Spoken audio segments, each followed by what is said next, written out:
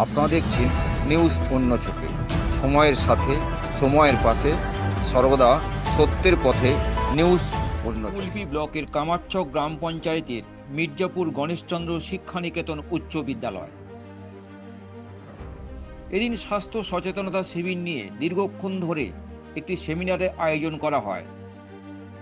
উল্লেখ থাকে যে এসবিআই পেমেন্ট সার্ভিস প্রাইভেট লিমিটেডের আর্থিক সহযোগিতায় এবং কাকদ্বীপের সাউথ সুন্দরবন জনকল্যাণ সমিতির পরিচালনায় এদিন স্বাস্থ্য সচেতনতা শিবিরের আয়োজন করা হয়।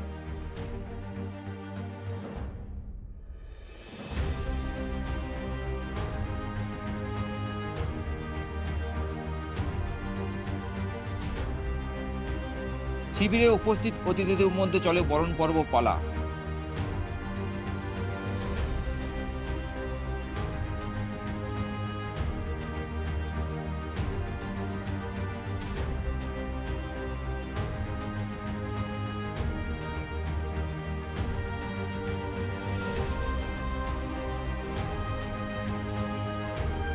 এরপর স্বাস্থ্য সচেতনতা নিয়ে মঞ্চে উপস্থিত অতিথিদের গলায় একযোগে বক্তব্য দিতে দেখা যায়। এদিন এখানেই প্রোগ্রাম করে আমাদের স্নেহ ছাত্রছাত্রী এবং আমার শিক্ষক মন্ডলী সকলের আপ্যায়নে ওনারা সন্তুষ্ট। State bank of India bank सुना है बैंक क्या है স্টেট ব্যাংক অফ ইন্ডিয়া শুনেছিস তোরা? स्टेट बैंक से है স্টেট ব্যাংক स्टेट बैंक में काम करते हैं उन्हें स्टेट बैंक থেকে এসেছেন, স্টেট ব্যাংকে কাজ করেন। इधर आने का बहुत धन्यवाद, बहुत खुशी हो गया आप लोगों से मिलने के बाद। Thank you for calling us and you should learn more about menstrual hygiene. It's very important in your life. Menstrual hygiene সম্পর্কে আমরা আরো শিখতে চাই, আরো জানতে চাই। আমরা খুব খুশি হয়েছি আমাদেরকে এখানে ইনভাইট করার জন্য। আমাদের সুন্দরবন সোশ্যাল ডেভেলপমেন্ট সংঘ, সুন্দরবন জনকল্যাণ সংঘ, যারা আমাদের এই অভাব, আমাদের এই দুর্বলতা, আমাদের ত্রুটির দিকটা উপলব্ধি করে আমাদেরকে বোঝানোর জন্য, আমাদেরকে অ্যাওয়ার করার জন্য এখানে উপস্থিত হয়েছে। এবং শুধু তাই নয়, অ্যাওয়ার করার পরে সেটা আমাদের যে কার্যে পরিণত করতে হবে সে ব্যবস্থাও তারা করেছে। এই জন্য আমরা বিশেষভাবে বিদ্যালয়ের পক্ষ থেকে, কামারচক গ্রাম পঞ্চায়েতের পক্ষ থেকে, এলাকাবাসীর পক্ষ থেকে এই আমাদের এসবিআই পেমেন্ট ব্যাংকের যারা কর্ণধার এবং সুন্দরবন জনকল্যাণ সংঘের কর্ণধার সবাইকে বিশেষভাবে ধন্যবাদ জ্ঞাপন করছি। এবং আমাদের বিদ্যালয়ের প্রধান শিক্ষকের পক্ষ থেকে একটা আবেদন রাখা হয়েছে। এটা চাপ ভাববেন না, স্পেশালাইজ ভাববেন না, এটা জাস্ট রিকোয়েস্ট। যদি আমাদের এখানে এরপর কাকদ্বীপের সাউথ সুন্দরবন জনকল্যাণ সমিতির উদ্যোগে ওই বিদ্যালয়ের ছাত্রছাত্রীদের হাতে স্যানিটারি ন্যাপকিন মেশিন তুলে দিতে দেখা যায়। এদিন অনুষ্ঠান জুড়ে চলে নৃত্য ও সঙ্গীত পরিবেশন।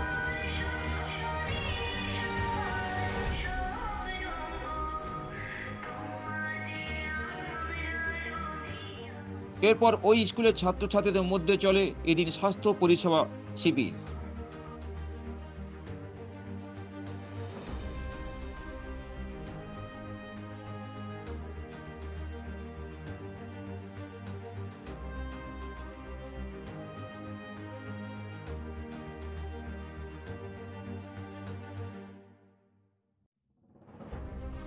স্কুলের ছাত্রছাত্রীরা এদিন চক্ষু পরীক্ষা, দাঁতের চিকিৎসা, এমনকি ইসিজিও করতে দেখা যায় ওই স্কুলের ছাত্রছাত্রীদের মধ্যে।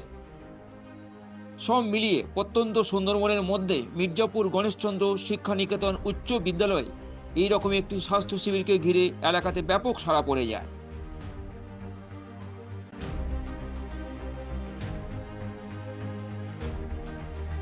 रूरल एरिया पे छोटा छोटा स्कूल में जगह में आके सोसाइटी में बच्चों के लिए क्या क्या कर सकते हैं हम करेंगे, इसलिए स्कूल आइडेंटिफाई किया हमने। मेरा कंपनी में एक टीम है और टीम एक स्कूल आइडेंटिफाई किया और ये एनजीओ के साथ हमें काम किया। हमारे इधर आने के बाद बहुत सारा मालूम हो गया, बहुत खुश भी हो गया, बहुत सारा होता है।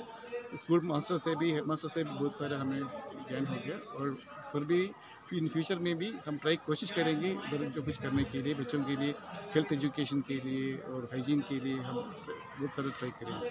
बहुत सारा खुशी हो इधर आने के लिए। क्या नाम है आपका? मेरा नाम गिरी कुमार है, स्टेट बैंक ऑफ इंडिया से।